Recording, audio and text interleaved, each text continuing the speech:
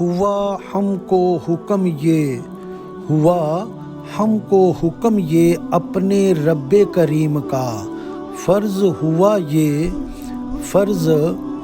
یہ نہ حق کھانا کسی کا۔ انصاف سے وصیت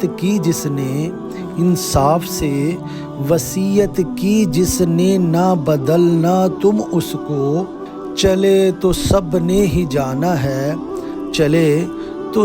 نے ہی جانا ہے پھر جھگڑا کس چیز کا۔ اللہ فرماتا ہے سورۃ البقرہ آیت نمبر 181 بسم اللہ الرحمن الرحیم۔ تم پہ فرض ہوا کہ جب تم میں کسی کو موت آئے اور اگر کچھ مال چھوڑے تو وصیت کر جائے اپنے ماں باپ اور قریب کے رشتہ داروں کے لیے۔